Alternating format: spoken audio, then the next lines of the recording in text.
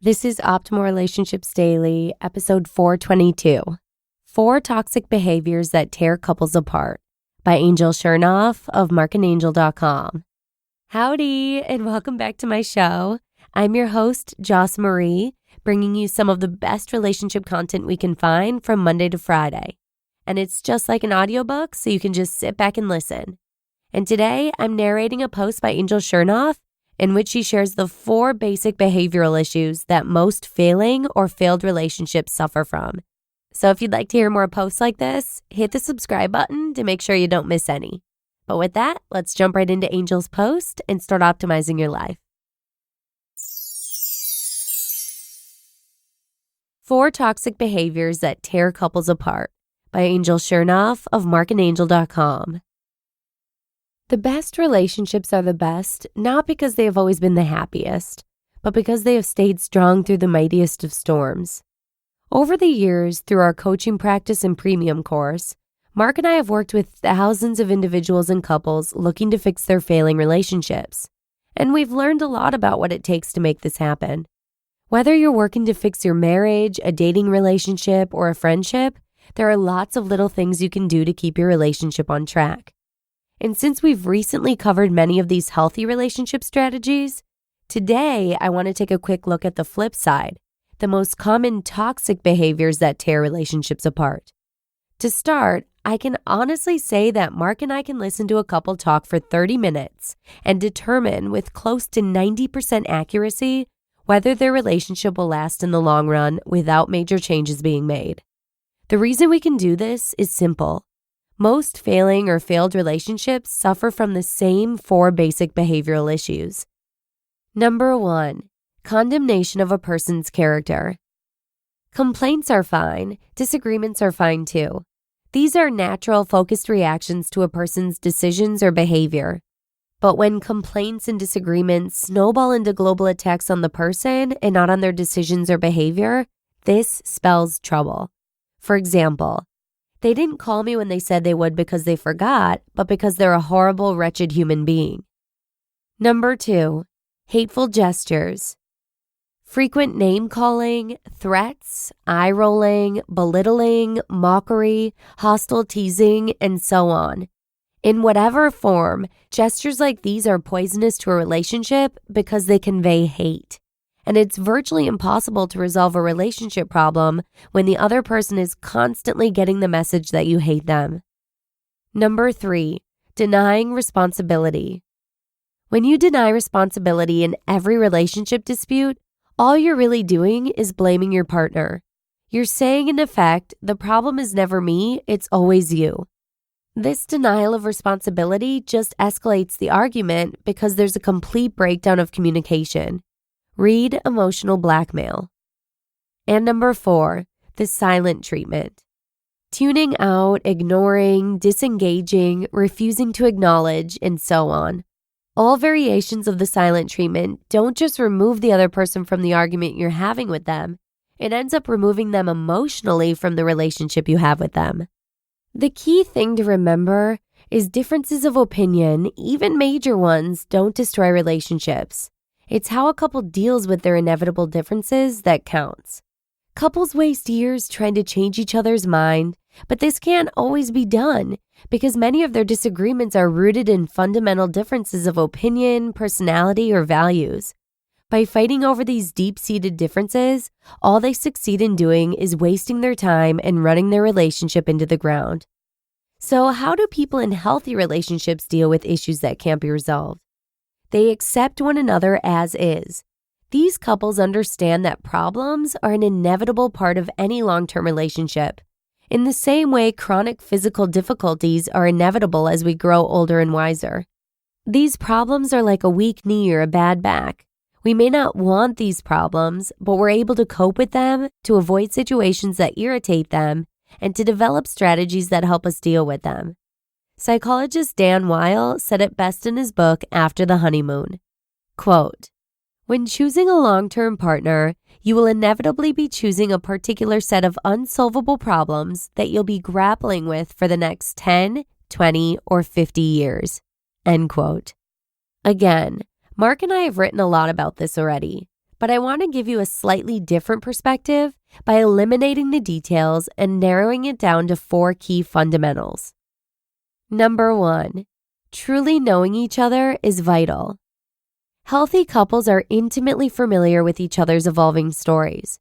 These couples make plenty of emotional room for their relationship, which means they sincerely listen to each other, they remember the major events each other have been through, and they keep up to date as the facts and feelings of their partner's reality changes.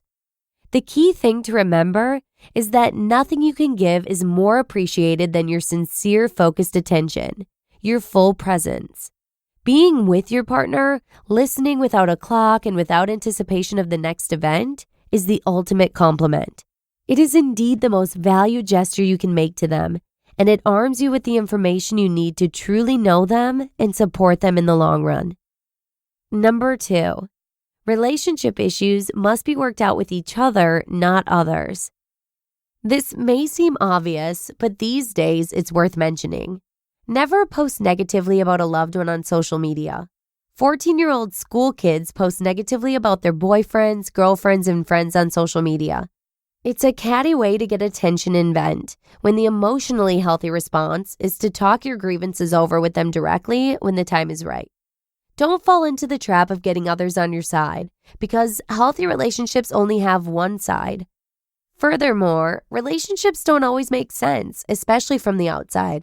So don't let outsiders run your relationship for you. If you're having a relationship issue with your partner, work it out with them and no one else. Mark and I discuss this in detail in the relationships chapter of 1,000 Little Things Happy, Successful People Do Differently. Number 3, using positive language in arguments saves lots of grief. Relationships flourish when both people are able to share their innermost feelings and thoughts in a positive way. One effective method of doing this during an argument is to do your best to avoid using the word you and try to use the word I instead. This makes it much easier to express feelings and much harder to inadvertently attack the other person. So instead of saying, "You're wrong," try saying, "I don't understand."